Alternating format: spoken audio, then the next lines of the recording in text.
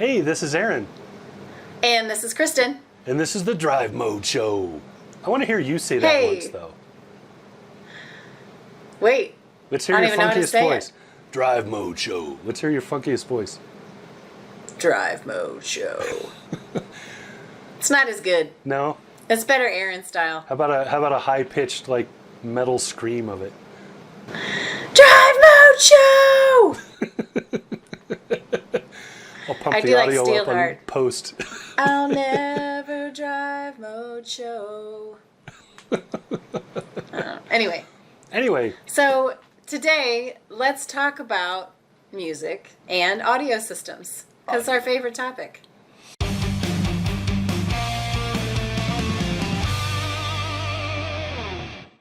Wow, you said audio systems.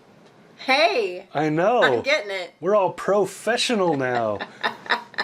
Instead of defaulting to stereo like we got hi-fi in the 80s. Stereo MC. Want to do it again. Ow. I got a song for everything. So we're going to talk about audio. What are we going to talk about? Yeah, so what I'm thinking is, if we could build the dream audio system and put together parts from all of the vehicles that we know of, what would make the ultimate audio system? Because I think that there's not one, and this is going to encompass audio controls, on your steering wheel, on your cluster, wherever you've got them, plus the sound. Okay, so we can mix and match however we want for all of that. Anything goes. Cool. So this is way harder than in like 1990 when I bought a 1984 Toyota Corolla, and I immediately I took my $600 purchase and drove it down to the shop, and I bought a $1,200 worth of stereo equipment to put in it. What? Because you have priorities when you're 17. I bought so that was an Alpine stereo, so that was the head unit, with a CD or a tape deck on it, and I had two large speakers to put in the back window, so I think they were 12-inch if I remember right. They were really big, and then I had the equalizer, the sound, I forget what it's called, the thing that equalizes the sound or the power input so it doesn't change the sound, oscillate the sound at all. And then I had a subwoofer in there and in a box in the back in the trunk. And I had a couple of tweeters up front, and I built this stereo from mix and match parts off the shelf at this place, and then went home and started wiring it up. And yeah, it was like, but back on the other side of the coin, I had my high school car was a 1977 Dodge Aspen, a big land yacht, and it came with an AM stereo. That's it. Wow. AM radio. So my dad ripped out the AM stereo and he put in FM AM radio with a cassette player. And I think the first cassette I played was Guns N' Roses' Appetite for Destruction. Nice. So the problem was the wires weren't holding very well, and I remember regularly I'd have to trim the wire coating and twist them back together. Yeah. And I thought I was a genius. I mean, I thought I was like an audio engineer. You didn't have any heat, I forget what the heat sink things, the heat couplers, I can't remember what they're called. The soldering thing? No, you put them inside a sleeve and you crimp the middle and then you heat it with like a blow dryer and it melts it around. No, I was just flat out twisting it like the twist tie you have on your bread bag, Yeah. So not ideal. But think about it, how big of a step up that was from, say, like my dad had a 1961 Bel Air, and that had a 2-speaker stereo. So it had an AM head unit, right? So an AM receiver, and it had a speaker in the front and a speaker in the back. It wasn't stereo, it was 2-speaker.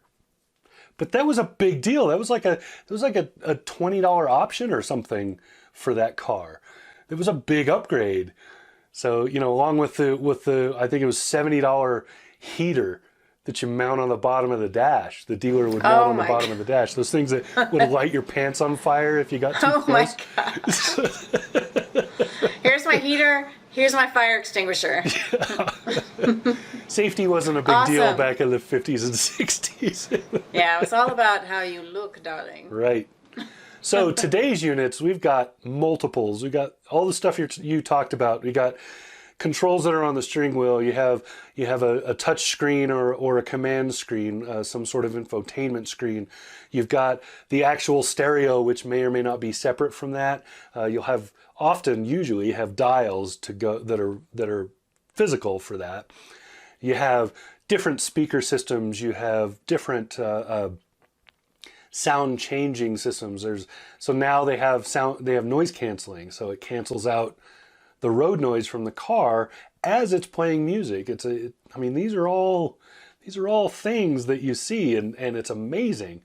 So we're gonna try to mix and match that stuff, right?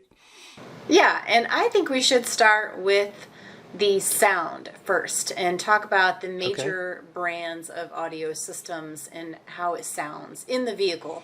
You've got Harman Kardon, which also includes Mark Levinson, which I really like a lot. Nissan has Fender in the last several years, which Volkswagen I think is also has them. amazing. Yes, and then Mercedes has the Burmester, which is a really high-end audio system, and I feel like you got Beats Audio. And Bose. Bose is in several manufacturers now. I believe Mazda uses them. And where else have I seen Bose? I don't remember. Somewhere. Kia, I think, was one of the other ones. So, yeah. Kia was, And then you have Bose. And then some of the higher end cars you'll see Alpine. But most of Alpine's stuff now is aftermarket things. They aren't, as far as I know, they're not doing a lot with manufacturers. You will see Alpine in Jeep, so you do see it there. So yeah, there's lots of them. So what do you think? Which one do you think has the best sound? You tell me yours, and I'll tell you mine. So it's tough to say because the sound is integral to how it's designed to fit in the vehicle itself. Good point.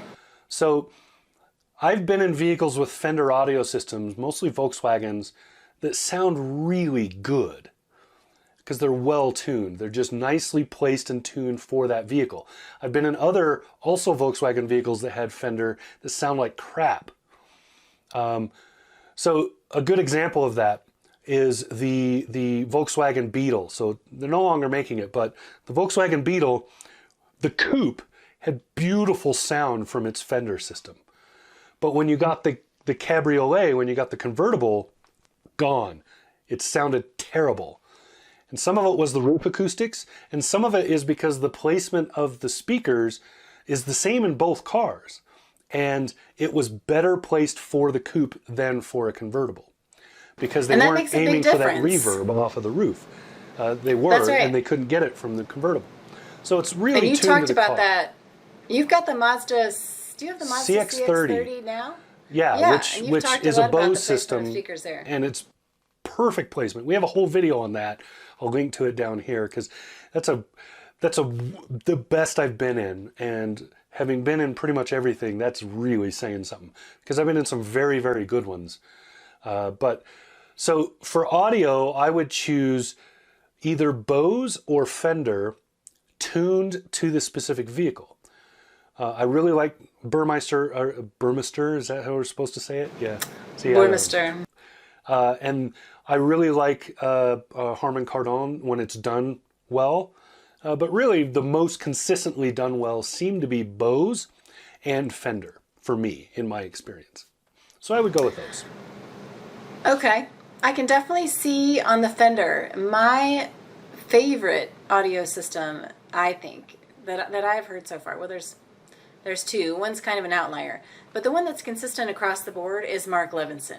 Mm-hmm. I think the brand does an amazing job creating good audio sound for the Lexus vehicles especially. Yeah, that's what I was going to point to. I love the way it resonates, and you can hear every bit of sound. Even if you over-adjust the controls, the equalizer, it's still going to sound really good. And the other thing, just randomly, I was inside a Mercedes-Benz Maybach, and I was in there with a couple of car dealers, and they were rocking out with some, I think it was maybe some 50 Cent even, but it was loud and it just sounded so good. I mean, we just sat in the car and just rocked along with the audio for a while. That's awesome.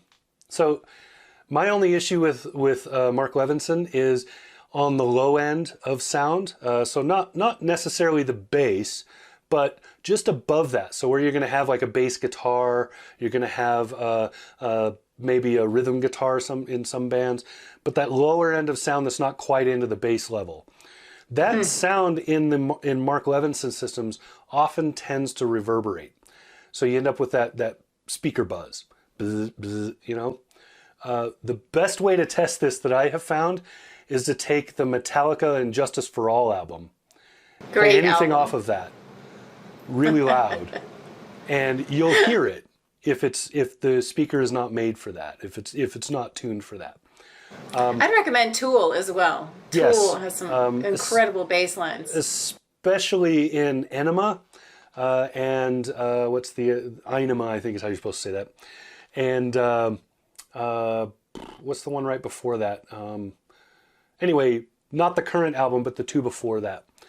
The current album is a great way, the Tool's current album is a great way to test audio in general, including noise dampening and other things, because most of that album you will not hear half of what's going on in a car unless the car is as whisper quiet as possible in terms of what's getting into the cabin. So there's only a couple of cars that I've listened to it in that I could hear it. This Mazda's one of them, by the way. And one of the others were both BMWs, very high-end BMWs. So we're talking yes, 6 I'm looking forward to driving those too soon. So it depends on what you listen to. Like if you like to hear "For Whom the Bell Tolls" or "Sober" by Tool, then you're going to need something that can handle those low range notes. But if you listen to more like pop, you might be more suited to a Bose. Yeah, or I get great sound from like Iron Maiden, which is mostly mid-level sound, mid and high sounds. Hallowed Be Thy Name, great song, and it sounds beautiful on a higher end like Burmester or Bose or any of those systems that are better at that higher end stuff. And then for the low bass beat stuff, you're really looking at probably Beats Audio, places like that if that's really what you're into. So is it true that more speakers are better? Because like we were talking about at the beginning, early vehicles had 2 speakers, 3 speakers, 4. Now they've got 17, 21, and some of them have giant speakers in the back. I don't know if it's more is better. I think it's specialization is better. So you want more speakers is really a product of each of those speakers has a specialty. So you have 2, maybe 4 that are for higher end, the tweeter style sounding speakers. Then you'll have more mid-range speakers, usually in the doors, and then you'll have the really low-range speakers. Those are usually underneath things because you want the reverberation from it. So it's more a product of placement and specialization in what the speaker output is. Whereas back in the day, you had one speaker, it's probably like a 9-inch. You put a couple of those in the car and you're good to go. All the way through the 80s, that was pretty much good to go. So it's true. You had maybe 4 speakers in your car and that was awesome. That's all you get.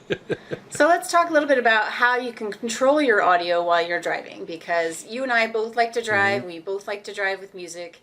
And I tend to be a scroller, just like people are with the TV clicker and they're like, surfing. I do that with music because it's gotta appeal to me at the moment, So I'll be going through pop stations, decades, hip hop stations, everything. So I like to be able to change that easily, and I think FCA does the best job with the scrolling part because they've got the controls that are behind the steering wheel, the toggle switches, and they're nice soft buttons. I like the way they feel, and you can change it station by station. I have a Buick right now, and they also have the behind the steering wheel controls, which I like, but the buttons are a little bit clickier. Mm-hmm. And they only shift from station to station versus, favorite to favorite instead of station up scale. Right. Okay. So, some people don't care about that, but I do. I prefer, so I like them on the back of the steering wheel. That's great, but I actually prefer it on the front. I like to see it. I like to be able to look down and see it. Okay. And I like the audio controls to be all in one spot. Nissan's pretty good at this. So is Toyota. Just having, here's the audio. The middle is the volume. Side to side, that's your channel jumping or track select. I like that. And the only reason I like that is because I don't always remember which one does what. And so I'll often reach behind the wheel and hit one and then go, oh, dang it. That's the volume. It's the other side, something like that. Yeah. I'm not a channel surfer. So when I switch channels, it's either because whatever song is on is inappropriate for whoever's in the back seat. Or it's because there's a show on and I don't really want to listen to that. I want music. So we covered controls. Now let's talk about screens. Okay. I love the Uconnect 5 screen. I think it looks really, really good. I recently had a Nissan Murano though, and their screen is also, it's a lot smaller of course, but you don't need big screens necessarily. I really like the way it was laid out. Very simple. So I like Uconnect as well. I like it a lot. I also like Chevrolet's, so all the GM products. I like their screens a lot. I'm kind of partial to Ford, but for audio, Ford is not the best. For a lot of other stuff, their Sync 3 system is great. Right. But for audio specifically, Uconnect is very intuitive, and Chevy's I don't remember what they call it now. My Chevrolet. Anyway, that's the app though, isn't it? That's not the interface. Yes. I don't know what the interface is. Anyway, it doesn't matter. Throughout the GM products, so Chevy, GMC, Cadillac, all of those use the same basic system, and it's really good for audio controls because it's just right there in front of you. It's very intuitive. And then all of these companies have one thing in common, and that is all of them have a physical volume and tuning knob. That's Can't really emphasize important. that enough. It's really important. I know. Or if the vehicle only has a volume knob and not a tuning knob, it drives me crazy. Yeah. Like just add a tuning ring around it. Yeah. And it's not. You could put it right there. It would be really easy. Mm-hmm. I mean, says I mean, you could even do something really cool that nobody else does. Like you have the volume knob, and then you pull it out, and now it's a tuning knob. I mean, I miss that old stuff where you had the clicking and the pulling and the shove it in and that cool stuff when you would control the heat by just sliding this thing along, and you could feel it changing, because you could feel it moving the louver. You could, it felt like you're doing something. I miss that stuff. That's true. I remember those too. The lever, you push it up. Now I think it's I was in a Mercedes AMG GT 53 recently, which, is spectacular in a lot of ways. And I think the climate controls use just a touch. Yeah, it is. Touching. And then I also liked, in that Mercedes, it had a roll button for the volume. Mm-hmm. And you had a couple different ways to change the channels, and which I thought that was pretty cool. And with Mercedes and also BMW, you can just ask it. So you can just say, "Hey Mercedes." Also true. So if you're sitting in Mercedes, sorry, if you're in a Mercedes with the MBUX, sorry about this, but hey Mercedes, tune to channel 38, and it just does it. And with BMW, it's similar. BMW to. So yeah, you can you have that now, which is coming very quickly, I think, across the board. We're going to see it in regular vehicles in the next 5 years. Alexa enabling is becoming a thing. Google Home is becoming a thing. My Alexa just went off in there. Well, the new Lexus IS also has that capability. They were talking about that in the presentation the other night. You can the basic connected feature in the car. You can ask it to change the channel and things like that, and then you can also talk to Alexa and tell it to do other things at your house, or ask for directions or information. Yeah, so if you're listening out there, vehicle OEMs and audio companies, we've just put together the perfect audio system. There you go. This has been Drive Mode Show, and this was Kristin. And this has been Aaron. Talk to you soon. Subscribe. Don't forget to subscribe. Subscribe. Click, click, click, click, click, click, click, click. Do it Aaron style. Subscribe.